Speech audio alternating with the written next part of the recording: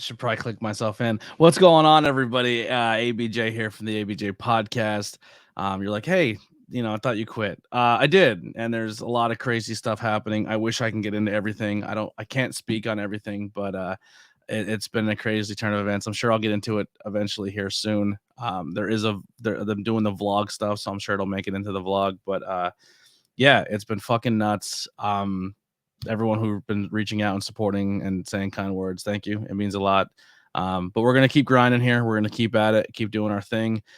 Today is 420, and I don't know if this is if this is the best or worst guest for this date today. We'll talk about that in a moment. This is not a pro wrestling podcast, but I'm sure pro wrestling will sneak in. But before we get started, I want to thank to our sponsor. Elevation 1470 is reinventing the style by bringing traditional and nostalgic apparel to Frackville and the surrounding areas of School County, Pennsylvania. They pride themselves on hometown heritage and community, and Elevation 1470 is where the trail begins. And I would know because I walked about half of it the other day. You can find them at elevation1470.com for the latest traditional and nostalgic School County apparel. So that was a long walk, and except I didn't walk the trail, I walked the highway, and it was fucking terrifying. We're alive. I didn't die. I didn't get hit by a car. Links below for myself as well as my guest. If you want to grab some t-shirts, some merchandise, make donations, all that fun stuff is there. Do what you must, or you can do the free route and just hit share, like, and subscribe. It helps out more than you know. Without further ado, I'm not even going to try to pronounce his last name because I'll butcher it, but I'm going to bring in my boy James, and this is my first international guest. Well, half international guest, half hometown hero, but we'll get into that as well. But let's have some fun here. What's going on, bud? Hey, man. What's going on? How do you pronounce your last name? Kachnoskie. It's quite a difficult one. Yeah, it's like you punched your keyboard 4 times and then that's what you came up with. Yeah, when I was a kid, it was horrible. Like, imagine having to spell that out, like when you're like in kindergarten. Like I have it's just like it goes on a diagonal. It's just such a difficult name. Yeah, couldn't have been easier. But this is such a fun conversation and a fun podcast to do because we've known each other for a little bit of time and through friends and through the scene and everything like that. You used to be a dirty skook like the rest of us. I feel it's still in your heart and soul. And then you moved and we haven't talked for a while. And then we had a conversation and now you have an English accent. It's crazy. I've relocated. Just a small trip over to the United Kingdom, just a skip, hop, and a jump across the giant ocean. So it's kind of crazy. It's just a crazy thing. Like I lived in the Skook for about 8 years. I'm originally from Shamokin, Pennsylvania, so still coal region, born and bred through and through. So I ended up uprooting my entire life and moving across the pond to the UK with my wife. Where in the UK are you? Where in the UK are you? So it's called Crawley. So it's like 40 minutes south of London. So it's like southeast England, I think. Okay. It's tiny. It's just, I mean, compared to where we're from, I mean, I live in a big city. It's crazy. Like it's absolutely like it's such a culture shock. I thought I was gonna move over here and it was just gonna be so easy. I struggled the first 2 years I was here. I was depressed. It was a tough move. Everything's different. The language is different. It's just all of it. The food's different. Everything. They drive on the other side of the road. Is the food awful? Yeah, 100%. I hate it.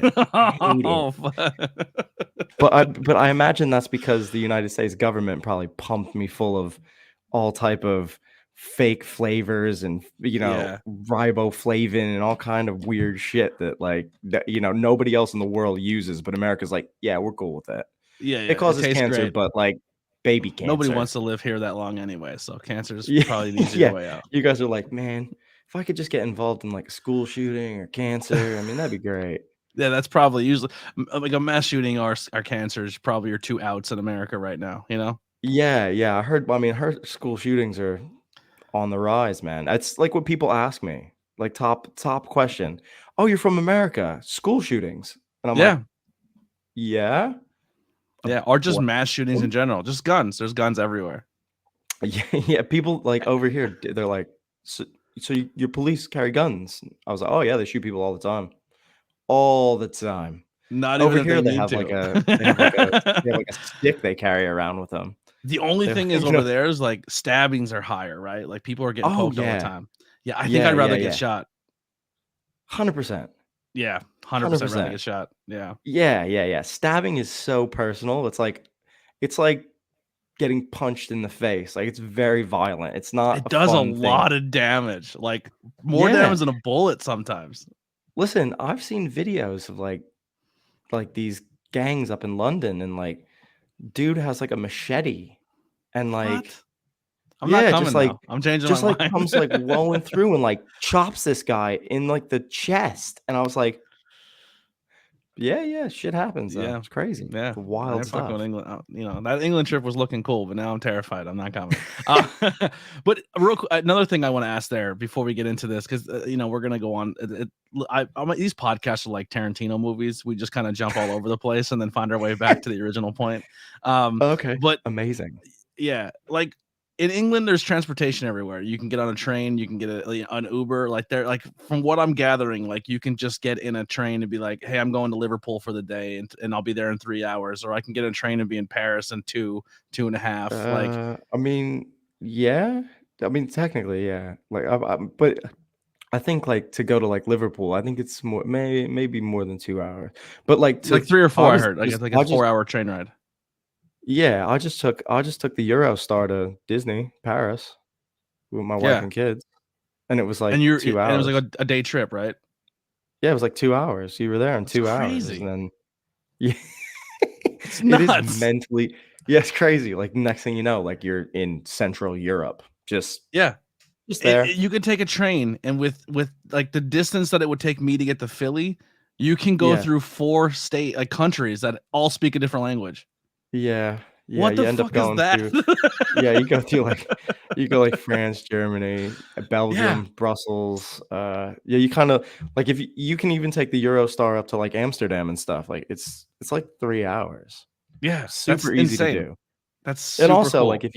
if you just wanna fly anywhere so, like, I'm in Crawley and Gatwick Airport, London Gatwick Airport is right it's 5 minutes from where we Mhm. live.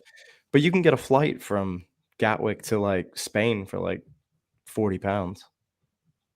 That's So nuts. that's like $50 or something like that? That's nuts. No wonder Yeah, why yeah, you're so you could go to, more like, Spain or cultured. you could Like, go to, we're like, just trapped Italy. here. We're trapped. We're trapped in the freest country of all time. Yeah, but the thing is, like, in America, you have the freedom to just like if you wanna go to a different place that seems, like, beachy, you go to Florida or you go to South Carolina or you go to you know what I mean? You go to Yeah, places in the United States. You go to California. If you're feeling adventurous, you leave the country and go to Mexico. You know? But you yeah. like, I don't know, it's just weird. I try to figure it out, but I don't really understand it because it's like, when you grow up there your whole life, like, people are like, "Well, what when did you get a passport?" And I was like, "I don't know, probably when I was, like, 30. 27." And they're like, "27? I have a I listen, I have a 9-month-old that has a passport." Like, Yeah, they get them right here they get them straight away right here, because 'cause they're going places. Plus, yeah, there's also, shit to like, in do. America, like you guys you don't have vacation, you don't have any time to go anywhere. Like, they're Nope. like, "So, you gonna be at work for the rest of your life until you die?" Vacation's like a weekend. Yeah, yeah, yeah. So, like, over here, I have 28 days of vacation to take, like, That's straight away. awesome. Like, I Yeah. sign a contract, I'm employed, and they're like, "Okay, you have 28 days of holiday to take. When do you wanna take it?" And I'm like, "I don't know, that's a lot of days."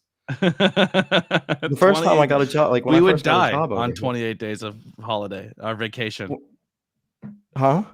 We would die in America if you gave us 28 days to go to another You wouldn't know place. what to We either go do. broke or we would die. You'd use it all in one big clip. You'd be like, "Fuck it, I'm done. YOLO." Bam! Just blow it all out straight out the gate. 28 days, I ain't coming to work for a month. Fuck off. Yeah, or I'm But, taking like every Monday off for the next 28 yeah. Mondays. Yeah, I'm taking a Monday off for until next year, guys. Sorry, Yeah. not gonna be there on I'm not Mondays working Mondays ever again. ever again. Yeah, it's like it was strange. Like the Every first time I football got hired. season for every Monday during Yeah, football season. yeah. I'm not working. Every Monday night football game or every Sunday, you just take off. Yeah. Yeah. When I first got it, and I was just like, they were like, okay, so just let us know when you want to take some days, and I'm like, okay. I came home and looked at my wife, and I was like, I have 28 days of holiday. I don't really know what to do. And she was like, "We just have to take some." And I was like, "But when? For what?" She was like, "I don't know. We'll plan something." I was like, "What?" Yeah, shock to the So system. we're here to promote a podcast you're doing. Yes, Yeah, let's you talk about are. that a little bit. Yeah. It's a great day to promote a 420, right? Yeah, yeah. Addictively Yeah. speaking podcast. Don't do drugs, kids. They're bad. Um, I mean, Or or I mean, see, I'd be one of those people who would get into the argument of responsibly. weed is not. I don't technically. I wouldn't say that's. But I mean, California sober. that.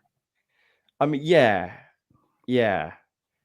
I don't think. I don't. I don't know. I don't believe it. I just think it's. I've read too much about marijuana and stuff and how it's been. They made it this way. They criminalized it and they made it so it's like, ooh, marijuana. But I don't know. I just don't take it As that someone serious. who really, really likes to drink and who used to also like to drink with pain pills, Ooh, since switching to marijuana, I don't drink as much, and I haven't touched a pain pill in about a year or 2 years. yeah, that's a dangerous life to live, taking Yeah. drinking and pain pills, man. Yeah, That's not a good for your scary liver or place to kidneys. be. Yeah. There's a lot of lost memories going on somewhere there where you were like, Yeah. It's don't know what time happened traveling. there. I feel like Marty McFly. So I'm traveling. You wake up 4 days later and you're like, shit, where are Yeah, my pants? been there. Yeah, so basically, I started the Addictively Speaking podcast. Just I toyed around with the idea of podcasting for years because I saw you doing it, and I was like, man, how do you even go If this about schmuck can it? do it, I And can do it. yeah, no, I just thought I didn't even know where to start, so I just kind of when you're afraid to do something, you're just like, oh, I can't do that. That'd be silly. Nobody will listen. It'll be a waste of my time. I just, I kept being negative about it. And then finally I just said, you know what? I just want to do it. I just want to do it. I just want to talk about addiction and recovery and how, I've changed my life and you can change your life if you're struggling with these things, if you're struggling with mental health.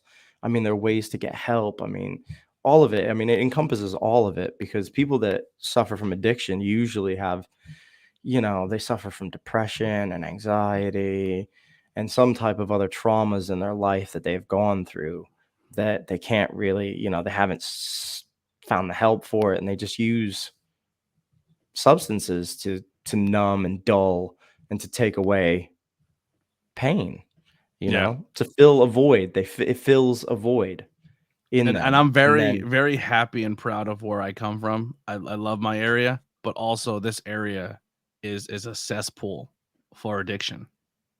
yeah, Because really, like, the only thing and this is kinda like, I'm not shitting on the area, but there's really nothing for kids to do.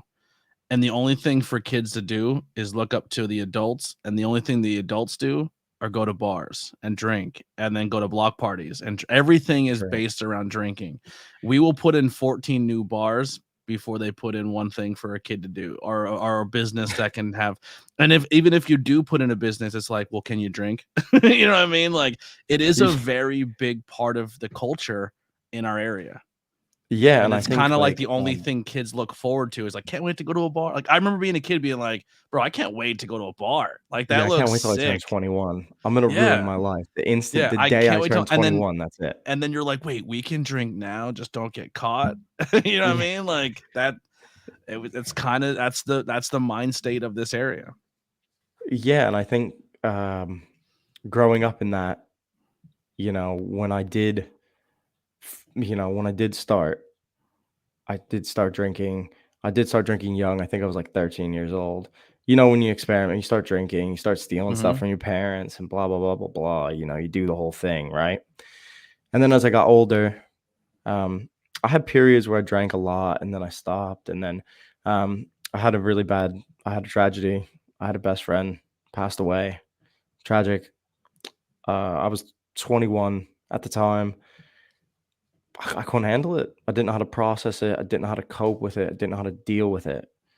I ended up in a deep depression, you know, and I used alcohol to cope. I used it to deal with everything. I used, and then it just spirals out of control. And then I'm not in control anymore. And I don't have my own thoughts. I don't have my, I just have to, and I'm in this endless cycle. And I'm in Shamokin and I'm in a region where, you know, nobody looks at what I'm doing and goes, yeah, he should probably get help or he should look to I mean, sort his life out. Like people were just happy to see you crash and burn because they were basically doing the same thing. I had a party house that everybody came to. I mean, I was an absolute savage. Like I was Mhm. fighting people. I would just do crazy shit. I'd hop in a car and drive. I ran over a stop sign like a block I around the corner from the place I lived. I drove up the street, clipped a stop sign, knocked my mirror off, and then parked the car, and then walked drunk all the way to where I needed to go to. But I chose to get in that vehicle and drive, which is a crazy bit Yeah. because I was like, It's terrifying. I was in no state. I was not. I was like most people drink, and some people like can drink and have a couple and be cool. That's me. No. I'm a get to that level and then chill the rest of the night. Yeah, you know where you're at. You know that level. Yeah. I'm the guy who sees that level, says, "Fuck that level. Next level." Then when that Yeah. next level comes, I'm like, "Next level." Then the next level comes and the next level, and then I wake up somewhere and I don't know how I got there. And I wake up the next day feeling like trash. I'm like, I'm never going to that level again. yeah, yeah, I wake up the next day and go, "Well, that was interesting. I need a drink." Yeah, Yeah. so I don't know. I have a really big problem with I like getting in recovery. I've learned a lot about myself and who I am and the things that work in my mind. And I get very obsessive and I kind of I don't know how to do moderation. I don't do it with food. I struggle with it in everything, every aspect of my life. If I have to try to moderate something, I can either do all of it like at a crazy level or have to do none of it. It's That's me with really like this. podcasting. All or Yeah, nothing. yeah. Don't need So to sleep. but the thing is, like, I get into this and then I like obsess over things that I'm doing with it, and then I'm thinking like, oh, I need to be doing this, and I get That's why going I in my told you head, that and message. I'm like, be careful. Like, it is, and it's part of my yeah. personality. So it's really hard to like. I have to fight back these urges to be like fully engulfed in it. And I took a lot of what you said to heart as well. Like thought about it and was like, you know what, he's right. I need to just kind of like relax and stop like fussing over like Yeah. numbers and view and all this stuff I that had goes I had along about with 300 promoting it. people send me messages and hearts and hug emojis about me quitting podcasting. There's 3 people watching right now. You know what I'm saying? I'm not trying to be That's a the beau dick, but like that's the beauty of it. everybody wants to be there when you're down, but when you pick yourself up, I got 3 people chilling. You Yeah, know what they're I'm like, "Ah, saying? yeah." They're like, "Oh, yeah, I'll watch it later. I'll watch it later." Yeah, yeah. I Yeah, don't and I watch a know lot it of is long one of those I don't things. watch podcasts, but have you listened to Rogan? You're like, "Okay, cool. Yeah, Thanks." yeah, yeah. Have you, seen, the Logan Paul, Impulsive? Yeah. Yeah, you've Yeah, seen it, yeah. right? Yeah? Yeah, Yeah. alright, cool, thanks. Yeah, thanks, man. That's the funny thing is that you get into this and you think like, "Oh, I'll do it. I don't care if anybody listens." But you care. You do. You get kinda Yeah, of like course. you're looking If at you're things. creating something, you wanna be heard. You want, you know, Yeah, and I to be think the yeah. thing is, I've gotten tons of like really nice messages as well, like with the stuff I've created, and people think like it's a wonderful thing that I'm doing, and I'm trying to help and stuff like that. And that is ultimately the goal is to Mhm. hopefully share my experiences, share some of the things I've learned um, while I've been in recovery and stuff like that, and like just give people um, hope because a lot of these people like when you're in addiction, you don't have any hope. I mean, Yeah. I felt like I didn't mean shit to anybody, you know? And you I felt like were I I was don't worthless. know the forefront. I don't want to say what you were the forefront, but to me you were, because you were essentially the person who was pushing the brand the most. So I don't want to give all the credit to you unless you know more about it than I can, but I want to bring it up here. But you started a little bit of or you were part of a program, or started, I'm not sure what it was, but you were doing a little bit of a podcasting deal, but more or less like speaking out about recovery and addiction with Skook Recovers in the area as well. Yeah, that's where it all kind of really started. Like I got involved in the Skook Recovers because it was local community thing, and Is it actually still a the thing?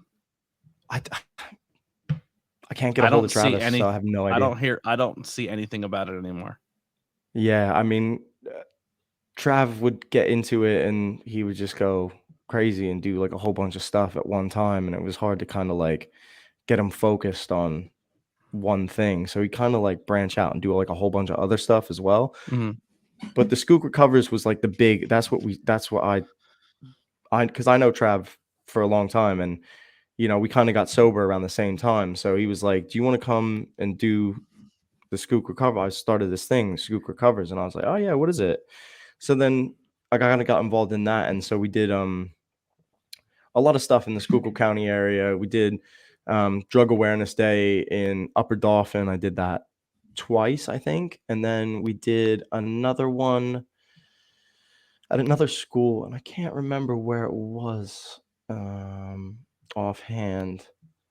But we did a lot. I did a lot of speaking engagements with them, like just sharing. There's nothing harder than sitting in a room full of 10th graders thinking they probably think we're all a bunch of fucking junkie idiots, alcoholic dickheads, you know? And but I did it and I loved it. It was great. And he also did a lot of live streaming, and he built a studio. Mhm. He had this crazy barn out in Higgins, and he turned it into this crazy like multimedia studio. He had like 5 screens up and he had all the stuff. It was crazy. And we did a couple podcasts there. But yeah, he just never like stuck with it. And then, It's hard. obviously I moved, and I don't know what happened really with the Skook Recovers, but it was great at the time because they were doing a lot of stuff in the community. They were doing a lot of community cleaning projects. They were doing I know they did a couple playground refurbishments where, I mean, Trav was very crafty, got all the materials, and you know did the whole thing for the township or whatever it was. He would do the whole thing up for him, paint it. It was amazing. I helped him with a couple of those cleanups. Yeah, I remember you were very good with carrying that brand and making it being seen. I just got what I mean. Uh I do remember now Travis. I think like as you were saying him and talking about him, I do remember seeing him on there a lot too. But yeah, it's I don't know if it's like maybe just not in my algorithms anymore, or he's still doing it. I have to do a little more research, but dude, I remember that being a big thing. What was what was the main like factor, or what was the moment where you're like, I need to clean up, I need to figure this out, I need to stop my process, or what I'm doing? Yes, like that moment of clarity, that moment where I figured it all out. Yeah. So basically, I Or was you living in became Pottsville. self-aware that like this is the steps I'm going to take? So I've been living in Pottsville, on Mahontongo Street, in like a basement apartment.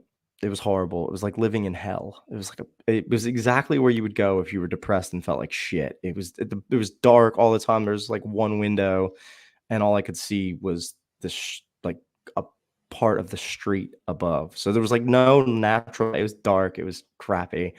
I was in there, and I basically just lived my life for like every Thursday, Friday night, Thursday, Friday, Saturday, I would just go ape shit. I go to tripping on Thursday, get fucked up. RIP. Sometimes end up in a holding cell. Not gonna lie, they took me there a couple times.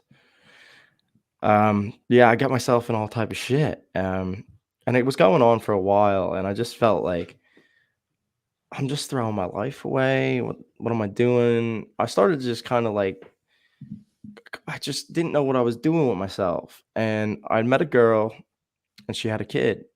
She had a 2-year-old. And I was like, how, how would I ever be a role model to this kid? I'm a fucking drunk. I drink all the time. So Mhm. it took a while. I was still drinking when I was with her for a while. Um, Not as bad. And I wouldn't go out and get myself in too much trouble, but I would kind of go overboard. I'd get really, really fucked up. And then it was like we went out on New Year's and we went to my buddies in Maryland.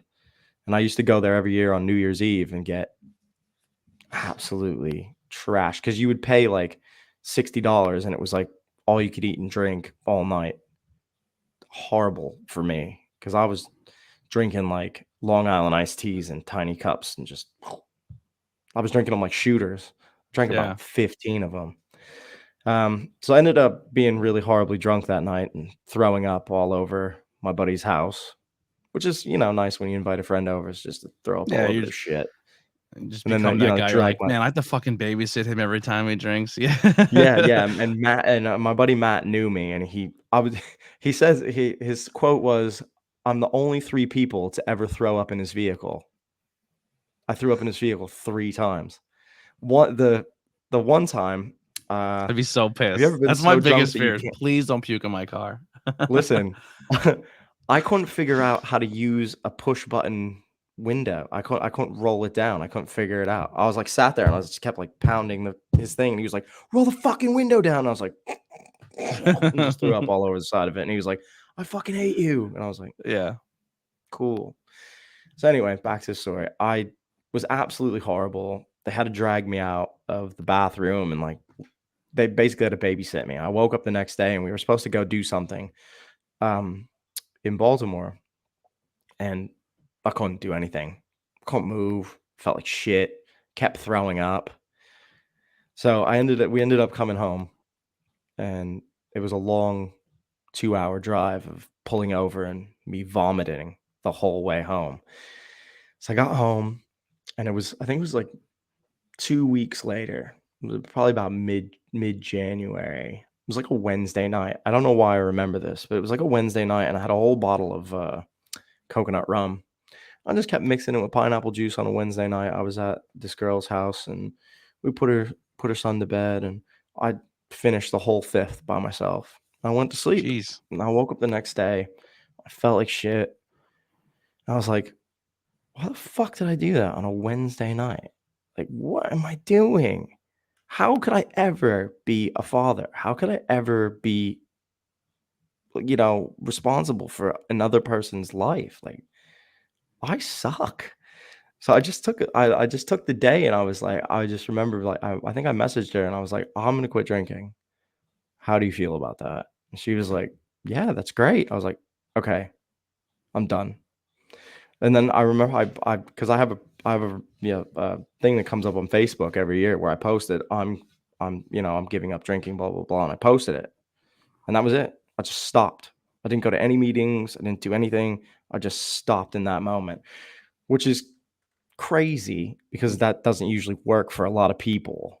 I mean, most people have to go and do treatment and 12 step and stuff like that. But I went to a 12 step before and I Well, hated how it. many people also go to those programs and those steps, and it's almost like it's almost forced upon them, or it's an ultimatum for them to do so, Yeah. where you are kind of like self-aware, like, no, I think I'm done here. Yeah. I think I got to the point where I was like, this needs to stop now. I chalk it up to I thought about my life and I thought like I'll never have anything of my own that I'll be able to love. I'll never be able to be somebody's husband. I'll never be able to be a father to children. I won't be able to do it. I won't be able to keep a job long enough to support somebody like that. I won't have a life. The quality of my life was kind of what was pushing me in that direction of like this is this has got to stop. Like Mm. I think I was 30, 31 or 30, 31, 31 when I said this has got to stop. So it took a long time to get there, but finally got to that crossroad and said, I'm done. I can't do this anymore. Yeah, It'll that's kill fucking me. crazy, man. That was the thing too, is like, or when I would like, go out and party and drink with friends, it's like I liked to drink, right? But I always like, all right, well, one of us has to stop here because nobody else is, or we're never getting home. So then it Yeah. became like I didn't drink as much because I knew everybody else around me wasn't going to chill, and we were all Yeah. got in a Nobody's going vehicle to and stop. drove. You know what I mean? Yep. And it was like, so I can have 2 or 3 beers at a place and be fine, only because that's kinda how I taught myself how to drink, because it was like, I'm not saying it's good, but I'm saying is like I know my limit, if that makes sense. And it's just like, Yeah. because I just got to the point where it's like, I don't even like drinking with people who drink excessively, because it's like, I don't wanna babysit you. Like you're an idiot right now, you know what I mean? Like it's Yeah. tough. It's a tough fucking thing. And y- and Um, and and in that in that region, that's like what happens. Yeah, Eric I Eric, mean, another one, that's like, professional wrestler, straight edge, and but he was a big drinker for a while too. But oh, he really? comes out and hangs out with us. He's completely sober, and he stopped a long time ago and hasn't touched it since.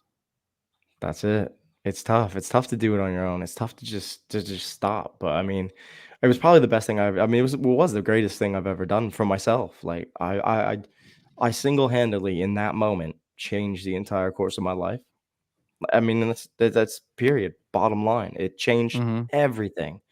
It changed everything. The And then opportunities that are you went and presented to got me. to you went and then got into like jujitsu, start doing Yeah, that for a while, jujitsu, like. doing MMA, yeah, Mhm. but that was more because, like, I was always in bar fights and shit, and I was always, I had my nose broke like 3 times in like 2 months, like, I black eyes, like, swollen shut, like, I put people in the hospital, I had a lot of charges against me because I was fighting people all the time. Yeah, so I thought to myself, when I started to get clean, I thought, "If you really think you're that fucking tough, go do what tough people do. Go get in the gym." And I remember going to a gym. I went to a gym in Shamokin.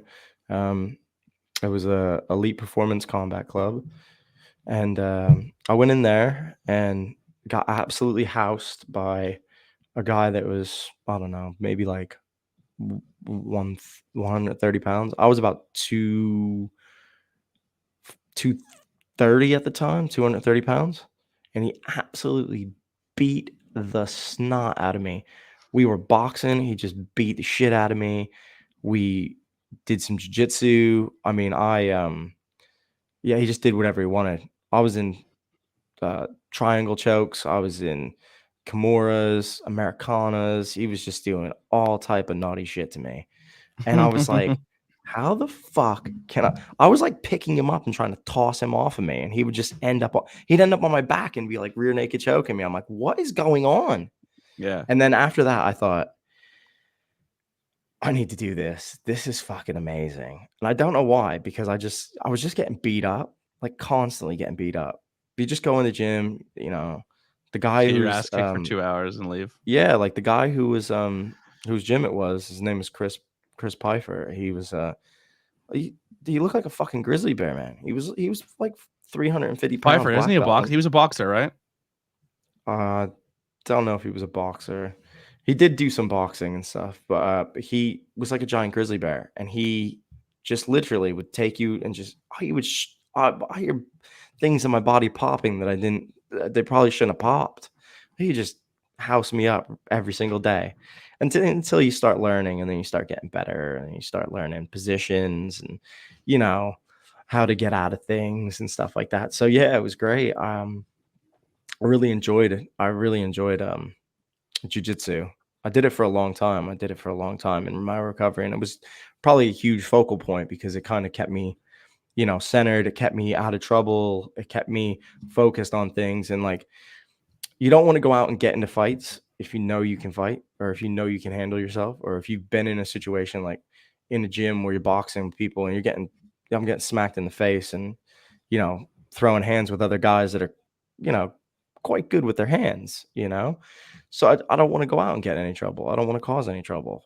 Mhm. Just want to do my thing and just be left alone. And it's very humbling too to feel like you're a really big guy and then get tossed around by a guy who's like half your size, it kind of brings you down a peg where you're just like, all right, well, I didn't go how I thought it would go.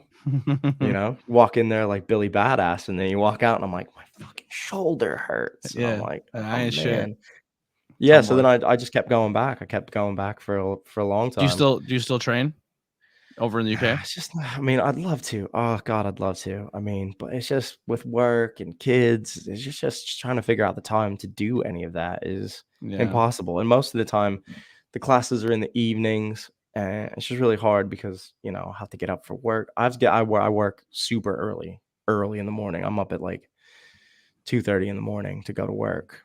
But Yeah. yeah, so it's just, I don't know. I wish it could be possible because I'd love to get back into it. But I have my gi and I have all my stuff here. I have my boxing gloves Just and stuff become a like pro that. wrestler.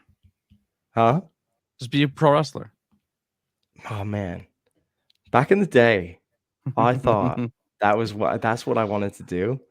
Because we used to backyard wrestle. Because that's, I mean, it's exactly what you should be doing. And I grew up Yeah. in the Attitude Era, so I instantly, you know, that that stuff, those moments were like, this is it. Like this hat right here that this says the crew. This is a crew hat. This was like Death Row Records meets the NWO. This was like my fusion of like the things I love, like hip hop music and you know WWE factions, like DX and stuff like that. Me and my It's best all friend, we create. wrestling's back to that. It's nothing but factions now everywhere in every company. Like Yeah, factions are a thing but again. yeah, but they're not as cool as they were back then. I mean, Oh, when there's I, some cool factions right now. like The who, Bullet who? Club. The Bullet Club's Okay, pretty well, cool. I mean, they're not as cool as they once were, but like they're kind of like the elite now. Judgment Day is kind of cool. The Bloodline is cool. yeah, Bloodline is cool. Yeah, I guess so. Yeah. But it is one of I those mean, things. how do Like you not look obviously, at Rhea Ripley and be like, anything she's a part of, I think is the coolest thing ever. She's like a hot Australian goth chick. Sign me up. yeah, yeah. She looks like She'd she would kill do you. some She'd look like damage she'd on you. kill you. She'd hurt you. Yeah. Yeah. She'd hurt you I for think I'd be all real. right with it. I'd be all right with Yeah. I it. mean, yeah, so it's just, one of those things. Like I used to love it. I love wrestling. I love backyard wrestling. I'll get you back into it. I'm telling you. I'm gonna slowly sneak it. You're gonna be watching it on Wednesdays again, and Oh yeah, you know what the problem is? It's always on so late here. I have a bunch of AEW on record and stuff like that. I yeah. record the Dynamite and stuff because that's what's usually on over here, or it's at least on what I had like on my Sky. I can get it Mm-hmm. because for some reason WWE every couple years they switch to a different provider. So mm-hmm. they're on BT, which is a service provider over here, but they were on Sky before, and I used to watch that all the time, but I can't get Yeah. it now. So I got Thank you, AEW. Hangover. Appreciate you. Some people in the chat. Yeah, man. I have a question here. Going through your recovery process, when you decided Yes. you weren't going to drink anymore. Now, I'm trying to put it in perspective for people maybe who don't live in this area, but that's essentially like saying if I don't want to drink anymore, like that cuts out 95% of your social life. All the things you do. Because there's nothing else to do. Your Yeah. friend, like if you want to go hang out with your friends, they're going to a bar. Drinking. If you go to a restaurant, it's 9 times out of 10 a restaurant with a bar in it. Like everything, there's alcohol involved. Yeah, everything. All of it. So how did you lose friendships? Were friendships hard to maintain? Like how was that process? Like drinking is hard enough, but being social, especially when you're in a depressive state and your depressive state's then crutched by the drinking, but then maybe the only thing that makes you happy is being with people you care about. Like how do you juggle all that? So basically, like getting sober it's great because you find yourself again, like who you were before. And I kind of just was like I think I was on a high for like the first couple years of being like sober. I kind of was just like just thrilled that I had achieved these goals and I got clean. It was tough though because I wanted because obviously I had to tell my friends, and I was just like, I messaged all of them individually and I was like, hey, listen, man, I'm gonna quit drinking. And they were all like super supportive. And I was like, Okay, cool, great, which is cool wonderful. because back in the day, be like, stop being a pussy, bro. Yeah, yeah, yeah, yeah. Other But you words know would have been what? I used, but we think don't we too. don't I use think those words anymore. I think the thing is, um, when I lived in Shamokin, I think it was more toxic of a more toxic environment. I was involved in a lot of things that weren't great for me.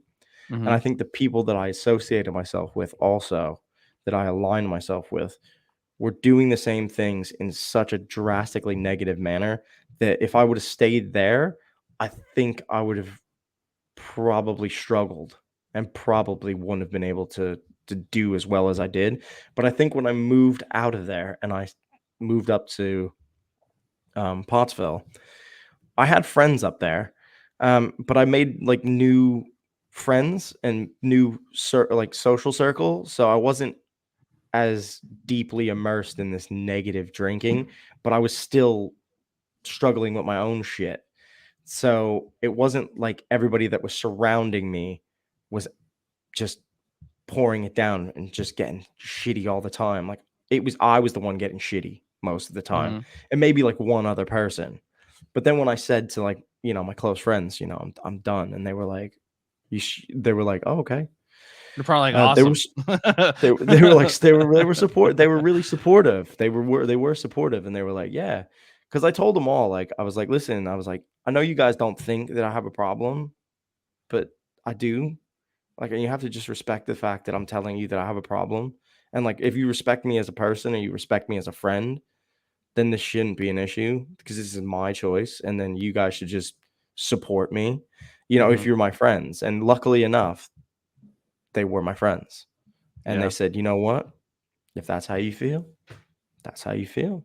And they've always been supportive of me. that's They've awesome. always had my back 100%. They tell me that they're, proud of me all the time for the stuff that I'm doing with the podcast. And, it's just, I'm lucky that I had a good core group of people, that telling them, showing them that my vulnerability and saying, I've realized I have something wrong with me, Yeah, please respect that as my friend, because they could have just been like, nah, fuck that, drink. But they didn't, which is great yeah. because it made life easier on me because it would have been tough. It is tough though, because everything is revolved around drinking. So I had a friend who DJ'd at Trippin' Billy's all the time. So if I wanted to hang out, I would have to go to Trippin' Billy's and hang out. So I'd find myself in a bar, sober. And I did it for a long time. Like I would go there and I think hang a few out and times we whatever. hung out in bars, if I'm not Yeah, I think I mistaken. think I think we hung out in Strikers a couple times because of Yeah. bands that were playing there Hmm. and stuff like that. So yeah, it's it's just one of those things that I felt like at the time I was strong enough to be able to do it. I think I struggle more now to go to places that are like where people are getting really drunk and stuff like that. I find it Like difficult. socially drinking. It yeah, it bothers me. It just I don't like to be in those situations. Like I don't like to be in situations like that because there's always this guy and he's always going to be tough and he's going to be bouncing around and bump into somebody and be like, what the fuck's your problem? I don't I want to be hate that. involved in that situation. I You know want to what be as you know what far away from that that's not as I really can. the drinking scene anymore in School County. Like there's really I mean maybe one or two places you go and you're like, oh, this is gonna turn into this. But like everywhere I go, it's vibes. It's just like chilling. You know what I mean? And you don't even have to be drinking to chill. I don't know. It's dope. Like tonight we're going to the Budwashers and Tony Deppin's brewery in Oh yeah. Pottsville, and we're having 420 wrestling trivia. So every piece of wrestling trivia is based on like weed wrestlers, like like RVD. some well, he's gonna be in there a lot. The Yes. Godfather, yeah, RVD. he has his own strain. And I don't doubt I it. may have smoked weed with the Godfather one time. Um, No, that's great. yeah, yeah, in That is Hamburg. great. Uh, he not like a full session because I didn't want to die, but we, you know, took a whack Just and a little. walk, gave a little hey, see you later. But yeah, now if speaking going back to the podcast here, if Yeah. someone has never listened, or if what do they expect when they tune into your podcast? What's the overall like? Because I know you do solo stuff where you just kind of talk and get thoughts out of your head, which is Yeah. amazing. I fucking suck at that. Like I just started doing a vlog and I'm trying Yeah. to do that, and it's Yeah. so Well. uncomfortable. It's not easy to do, and dude, I find I'm literally sitting on an episode right now that I'm starting to Yeah. edit, and I'm like, I don't want to release this because I hate it. Because I'm like, I don't. I'm so uncomfortable telling my personal stuff. Like, I made that post the other day, and I fucking hated it. Like, it's my biggest barrier I have to get over with myself. Uh, I mean, basically, this like the solo stuff is just kind of like me talking about topics in recovery or in addiction, or I mean, anything that I really feel like I have a true like some understanding of, and um, maybe things that I feel like I could share with people who might, they might just benefit from hearing somebody else who's gone through it say Mhm. it out loud, because like with Alcoholics Anonymous and NA, it's all anonymous, and you have to go to these meetings, and you have to, you know, sit in these rooms and follow these 12 steps or whatever the case is. I just think recovery isn't the same for everybody. It's not a one size fits all. Everybody kind of gets clean their own way and they do things their own way. And I just think, sometimes like maybe things that I've gone through or things I've experienced might resonate with people, and that might, just help them to hear somebody else had gone through it, or somebody else had, they've come out the other side of it, to see what it's like on the other side, that you can build a life, that you can, you know, break these barriers and break these stigmas. You can set these goals, you can achieve these things. So that's more like the solo stuff that I'm going to do. Um, yeah, I'm just trying to like figure out like what else I want to tie into it. I did have some guests on, and I just think like, as far as sobriety goes, like hearing people tell their stories, because it gives people a voice and it lets Mhm. them express, maybe things that they just want to just say, and I just think it's good for them in their recovery, and if they're willing to share, that their story might resonate with somebody, so it's just kind of things like Absolutely. that. So I'm looking into doing, a couple more interviews with people and trying to get people to share their stories. It's tough because people don't like to, it's tough to expose yourself and to say some things, or Yeah. it's things like saying that you thought When about I killing first started yourself and stuff. uh, It's interviews with everyday it's tough people, stuff. man, that's essentially what was like living in this area. I felt like, and I didn't. When I say this, I don't want it to come off as a negative, but I was like, man, I live in a gold mine of people stories and storytelling.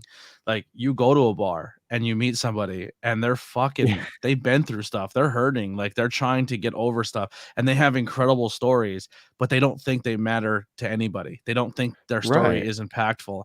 And I would sit in a bar with these people, like, you know how fucking powerful your story is?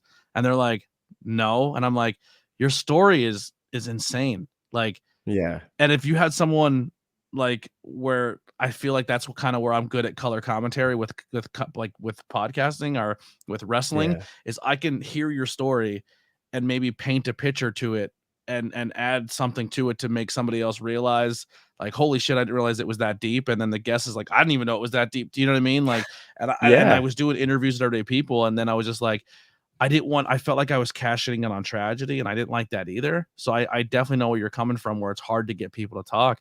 And that's kind of where, like, this podcast is still open for that. Like, I know I do a ton of wrestling interviews, but I didn't make this the ABJ wrestling podcast. It's the ABJ podcast. I'm just here. This is like, essentially, I want this to be as if I was writing a journal, and every chapter was a different, like, chapter 48 is you. You know what I mean? Like, yeah, this is your story. And it could be anything. I'm very fortunate enough that I have a lot of people in the wrestling business who gravitated to this and listen to it and like it, and that's a good way for them to meet new wrestlers. But also, like, I like to sneak these in and people to be like, yo, I want to go check out his podcast and what he's doing. And yeah. I mean, I think it's a yeah, cool thing to do, and I think with us doing this right now, I mean, it gives me exposure on your people, and you exposure on my people, and it's like, these stories do resonate, and you can, and I mean, I wouldn't say cashing in on tragedy, but it's like I more look at the uplifting bits of what yeah, I've done, because it is. I mean, there is a lot of tragedy, and there's a lot of shit that happened, a lot of bad things, and I feel, you know, my life now is more about putting more good out, because I feel like I did a lot of bad. Like I feel like for some reason I feel like karma. Like I believe in karma for some reason, that I feel like if I do more good because I did a lot of bad before, that if I do enough good now, that I'll balance it all out somewhere, and that I'll kind of like end on an even keel. Like I'll make it to Mhm. the middle somewhere where I can just do enough good, help enough people, and my struggle can be somebody's chance to save It's like themselves. you ever watch the show My Name is Earl?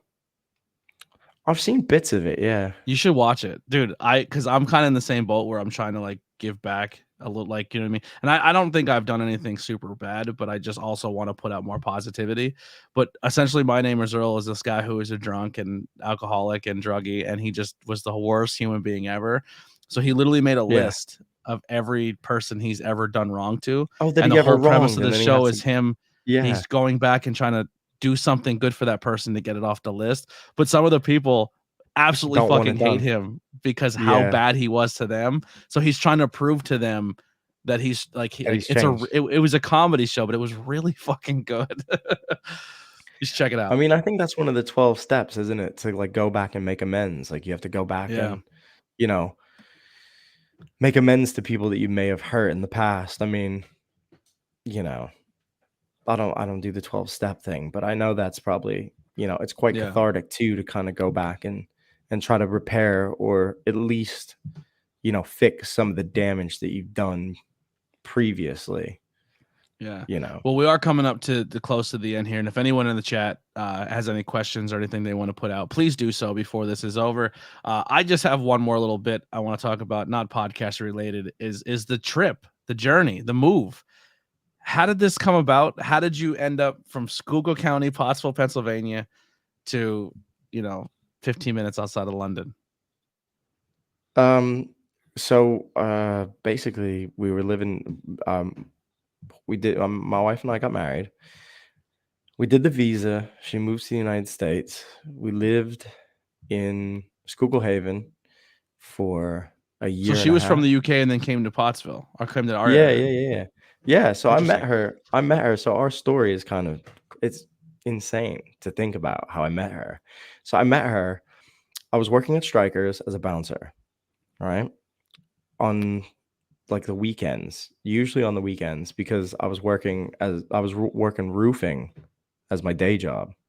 So I'd go and work roofing, and then I'd go bounce at Strikers, and they'd be like, "Yeah, he's not wrong. Making amends is one of the scariest bits of getting sober. It is. Like, you're going to apologize to people that you did Puked in really their car 4 dirty shit to." times. Yeah. Huh? Yeah, Y for puking in their car 4 times. Yeah, yeah, well, I don't think I've ever made amends for that. I've just gotten sober and been like, "I'm just not gonna mention it again. Yeah. I'm You just should, never like, gonna I'm never." send them a gift card for, like, a detailing job once a year, you know what I mean? Like, "It's this one's on me." Uh, yeah, or just, like, get in his car and just instantly vomit and be like, "Keeping the trend alive. I'm sober and I did it. I'm sober and I did it, bitch." I You're realized this like, whole time it wasn't a drinking problem. I got car sick easy. "Yeah, I just get car sick." Or yeah.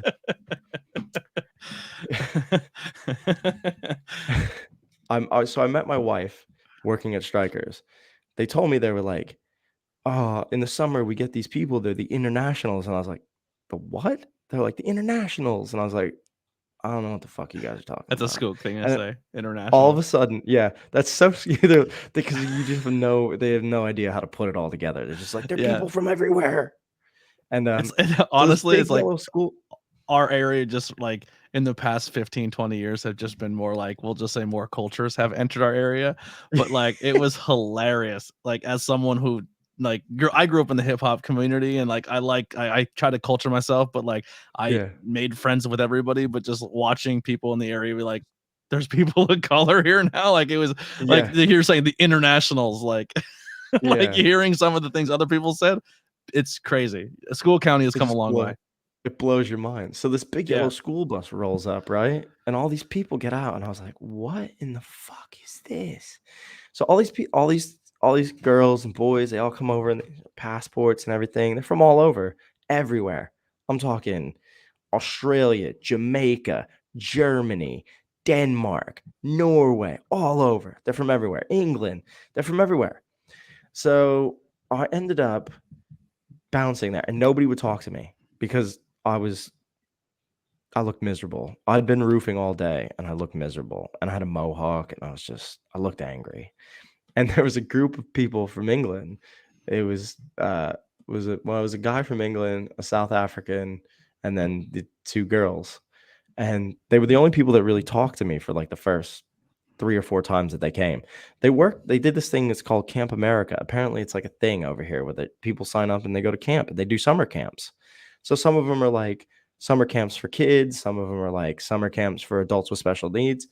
My wife was involved with the adults with special needs, and it was right outside of Pine Grove. The camp was in the woods. Nobody knew about it, never knew it existed. Probably been Yeah. there for like 50 years, right? It was called Eagle Springs. So she was one of the only people to talk to me, and then we kind of hit it off and we started like talking, and she was teaching me like little like English slang, like things that people would say over here. And I love so English slang. It's my fucking favorite. We went to Vegas real quick. Sorry, Tarantino quick. And sidebar. it was me and Heidi in a bar in the Yeah. MGM Grand, and we're Yeah. with like 6 dudes, just me, Heidi, and Yeah. 6 dudes, and they all look like fucking Captain America. They're all the most handsome. Like I thought for a second I was losing my wife. Like she Yeah. was, and they all had English accents. Yeah. Dude, it was like fucking drinking with 6 James Bonds. I had no Oh, shot. God. You know what I mean? Yeah, you're done. And they're all Navy or something, like their version Okay. of the Navy. Yeah. Oh yeah, And they're like, mate, like what a birds at? And I was like, what, the birds? And no, they were talking about girls. The I thought girls. they meant, Yeah. I thought they meant actual birds. Yeah. Yeah. You birds. Yeah. Yeah. There's a lot of strange ones. Also, there's a 4-letter C word that me and my wife absolutely love, but it's so like not accepted here, but over there in like It Australia, is it's like, literally it's like saying hello. yeah, I love it. I heard my mother-in-law say it for the first time. I was like, oh. And she was like, what? I was like, she said the C word. She's like, Yeah. it's Who England. cares? And I was like, fuck. I drop it all the time. I'm like, Yeah. yep. Boom. C bomb. C bomb. C bomb. Love it. What? Such a great word. Yeah. See, oh man. It's They're not way really more uptight powerful about than the F cursing. word. Yeah, they're not really uptight with cursing in the UK. Like in America, if Yeah, you but there's curse, you're diminished as a person. It's weird. Like, I don't know. see, but the thing is though, like they have curse words that like you don't even understand, that don't make sense to you. Like bloody hell. Yeah. Like that's ooh, don't say bloody hell. Really? That's like harsh. Yes. They say bloody hell on TV. Stewie says it every week on Family Guy. Yeah, but over here it's like a swear, like because I think my wife might have said it in front of our son, and she was like, "Oh, I shouldn't have said that," and I was like, "It's not that bad." I'm Yeah. dropping F You just said bombs like every you 4 just said words. cunt 3 minutes ago. Yeah, I was like, I'm dropping C bombs all over the house. What are we talking about? But yeah, it is. Don't It's say bloody weird hell. like that. There's another one that's like this is a good one. So like you know how we say dick, right? You call somebody a dick. Bell end. Oh, so I thought you were gonna say knob. No, bell end. Okay. The end of a bell. A penis looks like the end of a bell. The I tip like of that. it. Bell Dickhead. end. Call somebody a bell end. I'm gonna do that tonight. Yeah. Use it. Drop it. People just stare at you and be like, yeah. Wank is funny. Wank's a good word. I think wank should become the. Yeah, I think just wanking or wank or anything with wank, any verbiage of wank is just fucking amazing. Yeah. Fucking wankers. Yeah, it's way better than like saying you're gonna jerk off. I think wank is better than wank. jerk. Yeah. Having a wank. Yeah. I started watching this show like 4 or 5 years ago, and it was called The Misfits. It was on Hulu. And the premise of The Misfits was these kids were in like a Saturday detention. And but it was like almost like detention, but also like community service type deal. And it took place in the UK. And during their time there, like this eclipse happened and it gave them all superpowers. But it was like they were like normal kids who got superpowers, but like they were in the UK, so they use all that terminology. And it was a fucking amazing show. I loved it. It was so cool. Look, it's probably done and gone. The one guy from the show ended up going to, and he was in Umbrella Academy. I don't know if he's like a really big actor over in the UK, but he's really, really fucking talented. But yeah, that was another one I learned a lot of UK slang. Was that TV show? UK slang it's on a different level, man. It's on a different level. What was another one over there that like caught you off guard when you heard it? But now it's like second nature to you. Yeah, Did you ever hit him with a yo butt while you're over there? nah, they won't. They just stare at me. Yeah, I They'd be ain't like, doing yeah, it. I ain't bot. What you doing, bot? Yeah. Yeah, hit him with the 1-2 tree. Yeah. Did you say tree? Yeah, tree. You know, the number Yeah. tree. Yeah. They'd be 462 like, to fuck. 462 to fuck. They wouldn't even understand that. They'd be like, No, what does the fuck mean? It's a special yeah. thing, guys. Yeah, I mean, it's just the language is just different. It's Yeah. crazy. I love It is it. I crazy. love that for you. So I don't know what's going on with this trip. But hopefully things work out, or hopefully we can cross paths and hang out again in person sometime soon. But I want to thank you so much for your time. Real quick, again, where can everyone find you and find the podcast besides the So link tree below? Yeah, the link tree's there. I'm on YouTube, Instagram, TikTok, Facebook, all of YouTube, everywhere. I said YouTube, I don't know. Everywhere. I'm Yeah. on all social media platforms. Spotify, Apple Podcasts, Amazon Music, Google. I The Google we Podcast. gotta adjust some stuff on your link tree. I was looking at it. Go look at mine and look at the way my podcast thing is set up, and then I'll teach you how Okay. to do it. All right. I Yeah, was looking at it, I yeah. was like, Sounds oh, I good. can teach him something here.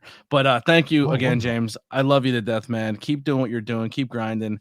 Thank you, man. You're doing awesome, Appreciate man. it. You're getting some awesome numbers. You're killing me. You're dominating me when it comes to views. No, come on, man. You put But out tons of content. I haven't even put too that much much. content out yet. Because I'm a psychopath. I have an addiction problem where I put everything into one thing. I don't know if it's Yeah. an ADHD problem or something. It probably is. It's like Where I obsessive just kind of compulsive where you have to I like do block it. out the rest of the world, and this is the only thing that's important right now. And then everyone in the outside world's like, "Can I be important too?" And I'm like, "I'll figure it out." Heidi's like, Yeah. "Can we do something together?" And you're like, "Can we Yeah, do a she's texting me podcast?" now. She's like, I have to like literally do something right as we speak. But I have to eat and then go do something with her and then go to that trivia thing. So it's Nice. crazy. This is the way my brain operates. But everyone, thank you so much for sticking with me. Sorry, with everything going on with the being done with it and not being done with it. I'm sure more will come out in a couple weeks of what transpired, and hopefully things in the future. All I will say is if what I think is going to happen is going to happen, I will be getting a cool monetization version of making some money while doing this, but also using my platform to help people that I really, really want to help out in the wrestling business. And if this works out, it's literally a dream come true. So I hope things work the way they are. I don't want to put anything out there yet because if I don't know where it stands, and I don't want to put things out there and ruin it. So Nah, man. just Just listen, thank you just be guys so much positive, for bro. yeah, I'm trying. But Just be thank you guys so positive. much for hanging Accept out it. and showing that support. I love you guys to death. James, thank you again. We will be back on Monday. I have Mr. Sam coming back that I canceled on last week due to the day my car broke down. I was like, man, I can't podcast. And he's like, come on, please. And I was like, bro, I'm a mental wreck right now. My eyes are puffy. I had a good cry. I can't podcast today. So I'm going to reschedule. We're going to do it Monday. So Mr. Sam will be back for episode 49 Monday. And then on Tuesday, I'm going to hit you 3 next week. Tuesday will be Kit Raff for episode 50. And then we will have Cosmic on 51 for Thursday. So, guys, thank you so much for sticking with me, the ABJ Podcast. Links below for myself as well as my guest. If you go get any merchandise or T-shirts or anything like that, take a picture of that shirt, send it to me so I can thank you in person on social media. And then people can see how cool you look in like a Gears Ice Tea hoodie. Stickers are on the way, by the way, too. So they're on their way. But we'll see you guys next time, ABJ Podcast. We're out of here.